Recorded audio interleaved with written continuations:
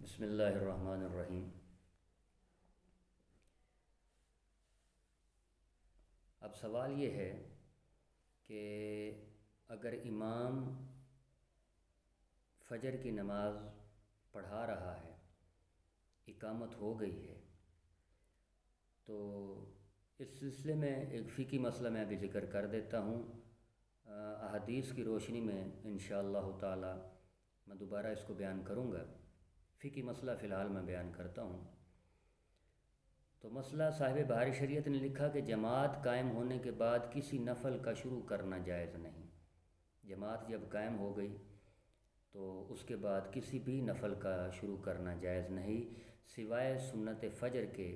کہ اگر یہ جانیں کہ سنت پڑھنے کے بعد جماعت مل جائے گی، یعنی بندے کو یقین ہو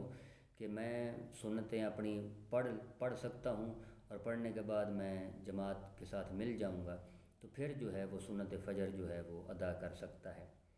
اگرچہ قعدہ ہی میں شامل ہوگا تو سنت پڑھ لے،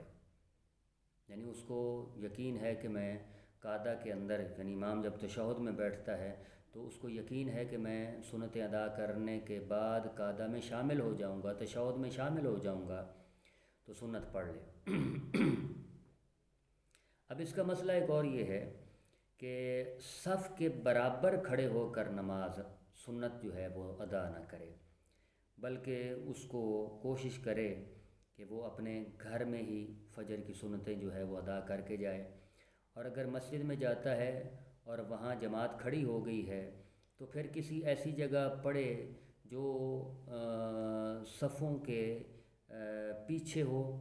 یعنی کسی پلر یا ستون وغیرہ کے پیچھے پڑھے، اور جہاں پر اس کے کھڑے ہونے کے بعد صف بننی نہ شروع ہو کہ قطع صف جو ہے وہ درست نہیں ہے، ممنوع ہے۔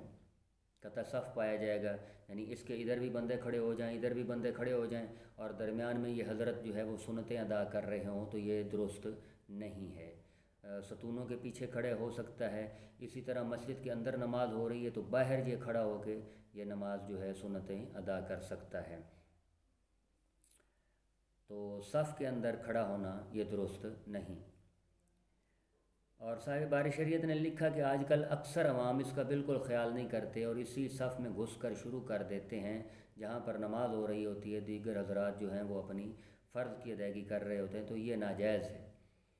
اگر ہنوز جماعت شروع نہ ہوئی تو جہاں چاہے سنتیں شروع کرے، خواہ کوئی سنت ہو۔ ہاں، اگر جماعت شروع نہیں ہوئی تو پھر جہاں بھی چاہے وہ سنتیں ادا کر سکتا ہے، مگر یہ جانتا ہو کہ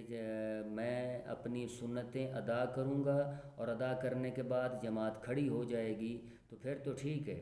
لیکن اگر اسے یہ پتہ ہو کہ ابھی تھوڑی دیر میں جماعت کھڑی ہونے والی ہے تو پھر اس جگہ پہلی صف میں یا دوسری میں وہ سنتیں اپنی ادا نہ کرے، بلکہ پیچھے جا کر جو ہے وہ سنتیں ادا کرے۔ اللہ تعالیٰ سے دعا ہے کہ اللہ تعالیٰ ہمیں صحیح طور پر دین پر عمل کرنے کی توفیق عطا فرمائے۔ وآخر دعوانا ان الحمد للہ رب العالمین۔